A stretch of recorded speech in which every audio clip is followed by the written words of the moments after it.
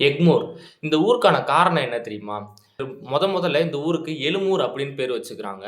நாளடைவுல இது வந்து ஆங்கிலேயர்களால எக்மோர் அப்படின்னு பேர் மாற்றப்பட்டதா சொல்றாங்க. எழுமூருக்கான அர்த்தம் என்னன்னா, 7 கிராமங்கள் அங்கே இருந்ததாகவும், அந்த 7 கிராமங்கள் வந்து இணைக்கிறதா இந்த ஊர் இருந்ததுனால, எழுமூர் அப்படின்னு பேர் வந்ததா சொல்றாங்க.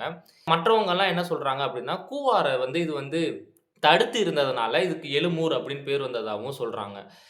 சோழர் காலத்துல ஒரு கல்வெட்டுல எழுமூர் நாடு அப்படின்ற இந்த பேர வந்து மென்ஷனும் பண்ணியிருக்கிறாங்க. இங்க இருக்கிற மியூசியம் கிட்டத்தட்ட இந்தியாலயே 2வது பழமையான மியூசியம்னு சொல்றாங்க. 1702ல எக்மோர் ரிடோட் அப்படின்ற ஒரு ஃபோர்ட்டையும் பிரிட்டிஷ்காரங்க இந்த இடத்துல கட்டுறாங்க. இந்த ஃபோர்ட் எதுக்காக கட்டப்பட்டிருக்குன்னா, பிரிட்டிஷ் டிஃபெண்டிங்காகவும், பிரிட்டிஷ் சோல்ஜர்ஸ்க்கு ஹாஸ்பிட்டாலிட்டி வசதிக்காகவும் இத கட்டுறாங்க.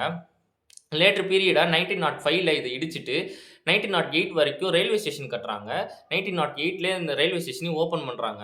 இந்த ரயில்வே ஸ்டேஷன் எந்த முறையில கட்டியிருக்காங்க அப்டின்னா, திராவிடியன் இண்டோ சார்சனிக் டிசைனிங்ல கட்டியிருக்காங்க. இந்த டிசைன் வந்து லண்டன் டிசைன்ஸோட ஒத்துப்போற மாரி கட்டியிருக்காங்க. லேட்டர் பீரியடா உலகத்திலேயே 2வது வாட்டி கண்ணுக்காக ஒரு ஹாஸ்பிட்டல் உருவாக்குனது எக்மோர்ல தான். ரீஜினல் இன்ஸ்டிடியூட் ஆஃப் ஆர்னியாடாலஜி அப்படின்ற ஹாஸ்பிட்டலையும் உருவாக்குறாங்க. இந்த ஹாஸ்பிட்டல் தான் ஏசியா கண்ட்ரிலேயே ஃபர்ஸ்ட்டு கண்ணுக்காக கட்டப்பட்ட ஹாஸ்பிட்டல் அப்டின்னும் சொல்றாங்க. இது மாரி இன்ஃபர்மேட்டிவான விஷயத்துக்கு என்ன சப்ஸ்கிரைப் பண்ணிக்கோங்க. Thank you.